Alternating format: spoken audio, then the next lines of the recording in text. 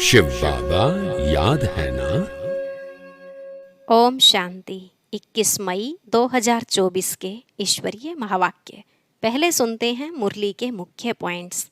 बाबा ने कहा, मैं कभी कोई से पढ़ा नहीं हूँ, फिर भी तुमको पढ़ाने आता हूँ। मैं ही तुम्हारा बेहद का बाप हूँ। तुम अभी ईश्वरीय संप्रदाय के अर्थात बेहद बाप के लवली चिल्ड्रन बने हो। मेरा खुद का न कोई बाप है, न टीचर है, न गुरु है। अगर घड़ी घड़ी तुम बच्चों को यह स्मृति रहे तो भी बेड़ा पार हो जाए। यह एक एक बात जो बाप तुमको समझाते हैं, यह बड़ी अच्छी समझने की है। फिर बाबा ने कहा, जब तुम बाप को याद करते हो तो माया विघ्न डालती है, क्योंकि इस माया रावण को भी ईर्ष्या होती है कि यह हमारा मुरीद राम को क्यों याद करता है। लेकिन तुम अपने को आत्मा समझ बाप को इतना याद करो जो यह शरीर भी भूल जाए। बाप तो कशिश करते हैं। तुम जितना बाप को देखेंगे उतना पवित्र होते जाएंगे। पावन बनने का और कोई उपाय नहीं। खास कुमारियों के लिए आज बाबा ने कहा, तुम तो निर्बंधन हो, कोई चिंता ही नहीं। लौकिक संबंध को भूल अपने सारे संबंध पारलौकिक से जोड़ने चाहिए। कलयुग में तो है ही दुर्गति। लास्ट में बाबा ने कहा, तुम अभी ट्रस्टी बने हो, इसलिए रावण की मत पर चल। कभी भी बाप की दी हुई चीज में खयानत नहीं करनी चाहिए। सब चीजों से ममत्व हटा दो। अभी तुम्हें बहुत मेहनत करनी है। नब्ज देखकर किसी को ऐसे समझाना चाहिए जो चक्रित हो जाए।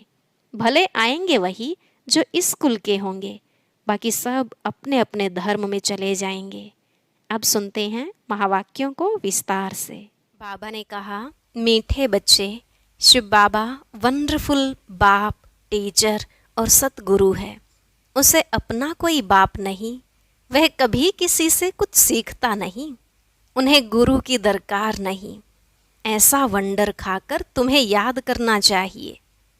प्रश्न, याद में कौन सी नवीनता हो तो आत्मा सहज ही पावन बन सकती है? उत्तर, याद में जब बैठते हो तो बाप की करंट खींचते रहो। बाप तुम्हें देखे और तुम बाप को देखो। ऐसी याद ही आत्मा को पावन बना सकती है। यह बहुत सहज याद है, लेकिन बच्चे घड़ी घड़ी भूल जाते हैं कि हम आत्मा हैं, शरीर नहीं। देही अभिमानी बच्चे ही याद में ठहर सकते हैं। ओम शांति। मीठे मीठे बच्चों को यह तो निश्चय है कि यह हमारा बेहद का बाप है। उनका कोई बाप नहीं। दुनिया में ऐसा कोई मनुष्य नहीं होगा जिसका बाप ना हो। एक एक बात बड़ी अच्छी समझने की है। और फिर नॉलेज भी वह सुनाते हैं जो कब पढ़ते नहीं हैं। नहीं तो मनुष्य मात्र कुछ न कुछ पढ़ते जरूर हैं। श्री कृष्ण भी पढ़ा है। बाप कहते हैं, मैं क्या पढ़ूं, मैं तो पढ़ाने आया हूँ। मैं पढ़ा हुआ नहीं हूँ। मैंने कोई से शिक्षा नहीं ली है, कोई गुरु नहीं किया है। ड्रामा प्लान अनुसार बाप की जरूर ऊंचते ऊंच महिमा होगी। गाया भी जाता है, ऊंचे ते ऊंचा भगवन। उनसे ऊंचा फिर क्या होगा? न बाप, न टीचर, न गुरु। इस बेहद के बाप का न कोई बाप है, न टीचर है, न गुरु है। यह स्वयं ही बाप, टीचर, गुरु है। यह तो अच्छी तरह समझ सकते हो। ऐसा कोई भी व्यक्ति हो नहीं सकता। यही वंडर खाकर ऐसे बाप, टीचर, सतगुरु को याद करना चाहिए। मनुष्य कहते भी हैं, ओ गॉड फादर। वह नॉलेजफुल टीचर भी है, सुप्रीम गुरु भी है। एक ही है। ऐसा कोई दूसरा मनुष्य मात्र नहीं होगा। उनको पढ़ाना भी मनुष्य तन में है। पढ़ाने के लिए मुख तो जरूर चाहिए। यह भी बच्चों को घड़ी घड़ी स्मृति रहे तो भी बेड़ा पार हो जाए। बाप को याद करने से ही विकर्म विनाश होंगे। सुप्रीम टीचर समझने से सारा ज्ञान बुद्धि में आ जाएगा। वह सतगुरु भी है, हमको योग सिखला रहे हैं। एक के ही साथ योग लगाना है, सभी आत्माओं का एक ही फादर है। सब आत्माओं को कहते हैं मामेकम याद करो। आत्मा ही सब कुछ करती है।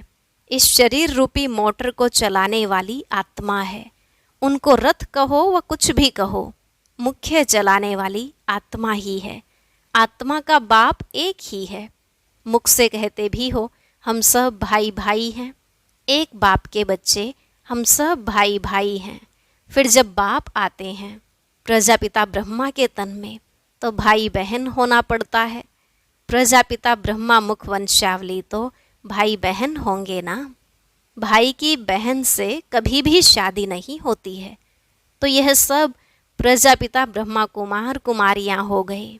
तो भाई बहन समझने से जैसे बाप के लवली चिल्ड्रन ईश्वरीय संप्रदाय हो गए। तुम कहेंगे हम हैं डायरेक्ट ईश्वरीय संप्रदाय। ईश्वर बाबा हमको सब कुछ सिखला रहे हैं। वह कोई से सीखा हुआ नहीं है, वह तो है ही सदैव संपूर्ण। उनकी कलाएं कभी कम नहीं होती और सबकी कलाएं कम होती हैं। हम तो शिव बाबा की बहुत महिमा करते हैं। शिव बाबा कहना बड़ा इजी है और बाप ही पतित पावन है। सिर्फ ईश्वर कहने से इतना जंचता नहीं है। अभी तुम बच्चों को दिल में जंचता है बाप कैसे आकर पतितों को पावन बनाते हैं। लौकिक बाप भी है, पारलौकिक बाप भी है।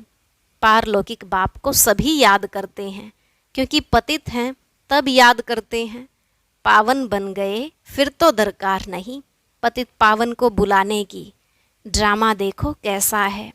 पतित पावन बाप को याद करते हैं, चाहते हैं हम पावन दुनिया के मालिक बने।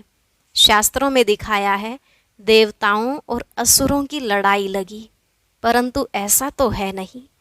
अभी तुम समझते हो हम न असुर हैं न देवता हैं, अभी हम हैं बीच के। सभी तुमको कूटते रहते हैं। यह खेल बड़ा मज़े का है। नाटक में मज़ा ही देखने जाते हैं ना, वह सब हैं हद के ड्रामा। यह है बेहद का ड्रामा। इनको और कोई नहीं जानते। देवताएं तो जान भी नहीं सकते। अभी तुम कलयुग से निकल आए हो। जो खुद जानते हैं वह औरों को भी समझा सकते हैं। एक बार ड्रामा देखा तो फिर सारा ड्रामा बुद्धि में आ जाएगा। बाबा ने समझाया है यह मनुष्य सृष्टि रूपी झाड़ है, इनका बीज ऊपर में है। विराट रूप कहते हैं ना। बाप बैठ तुम बच्चों को समझाते हैं। मनुष्यों को यह पता नहीं है। शिव बाबा कोई से भाषा सीखा होगा, जबकि उनका कोई टीचर ही नहीं, तो भाषा फिर क्या सीखा होगा। तो जरूर जिस रथ में आते हैं उनकी भाषा ही काम में लाएगा। उनकी अपनी भाषा तो कोई है नहीं। वह कुछ पढ़ते सीखते ही नहीं। उनका कोई टीचर होता नहीं। श्री कृष्ण तो सीखता है। उनके माँ बाप टीचर हैं। उनको गुरु की दरकार ही नहीं, क्योंकि उनको तो सद्गति मिली हुई है। यह भी तुम जानते हो। तुम ब्राह्मण हो सबसे ऊंच। यह तुम स्मृति में रखो। हमको पढ़ाने वाला है बाप। हम सभी ब्राह्मण हैं। ब्राह्मण देवता क्षत्रिय कितना क्लियर है। बाप को तो पहले से ही कह देते हैं, वह सब कुछ जानते हैं। क्या जानते हैं यह किसको पता नहीं। वह नॉलेजफुल है। सारे सृष्टि के आदि मध्य अंत की उनको नॉलेज है। बीज को सारे झाड़ की नॉलेज होती है।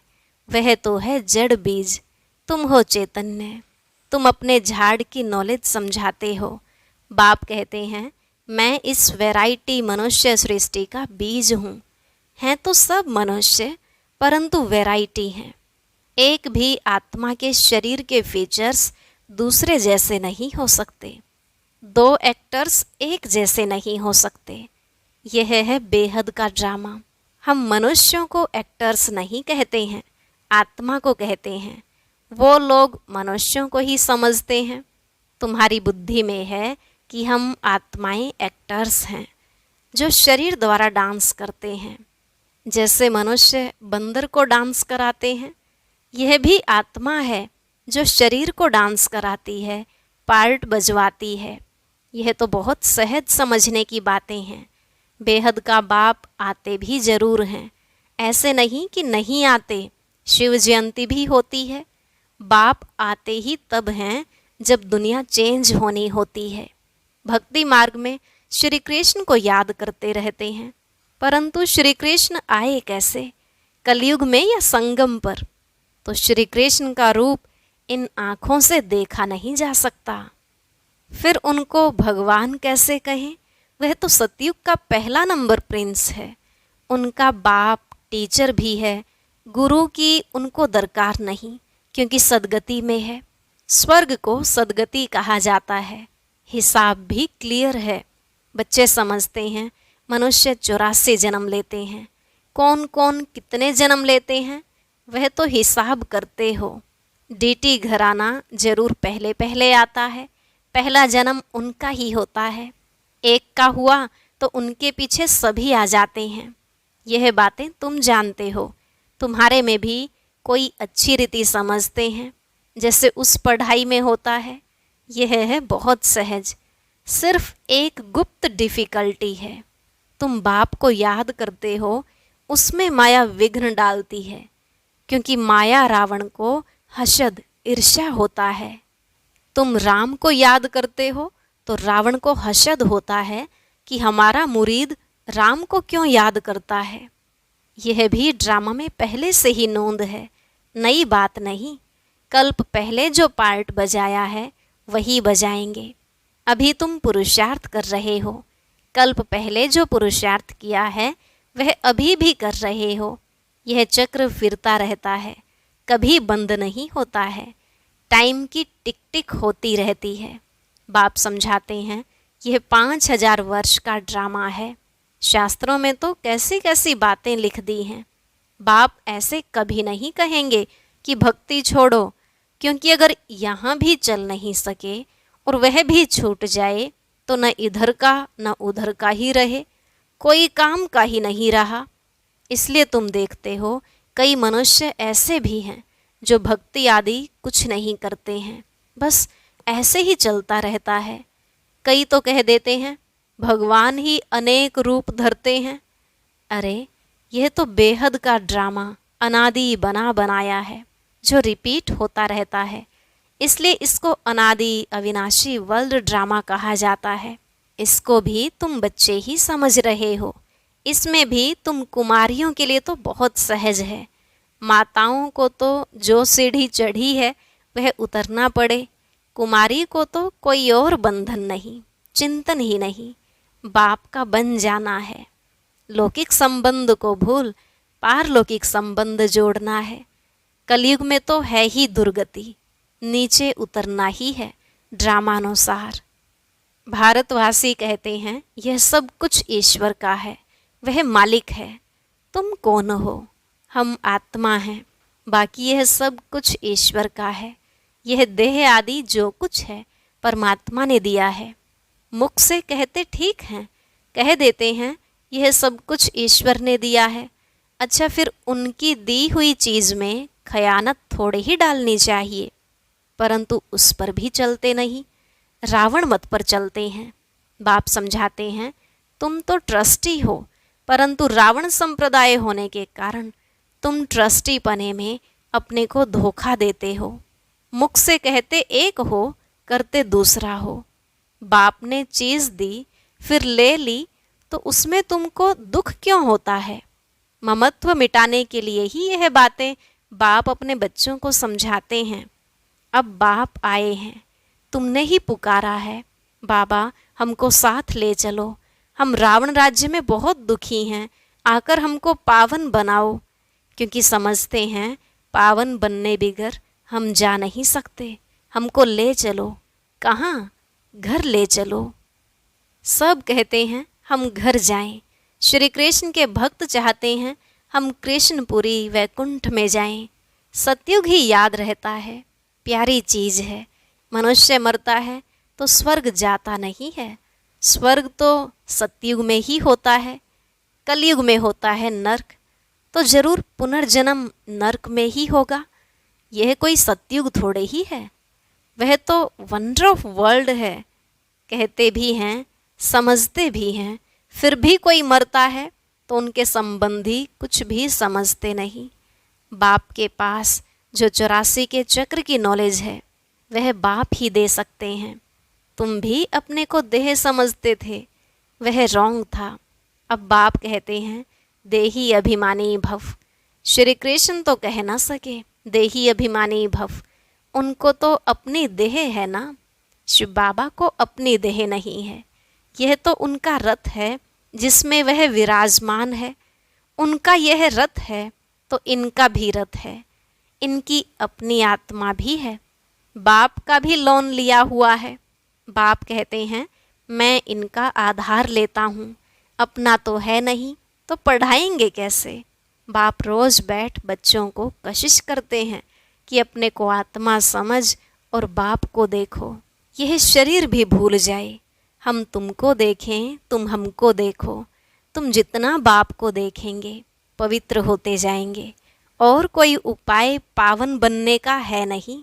अगर हो तो बताओ जिससे आत्मा पवित्र होती हो। गंगा के पानी से तो नहीं होगी। पहले तो कोई को भी बाप का परिचय देना है। ऐसा बाप तो और कोई होता नहीं।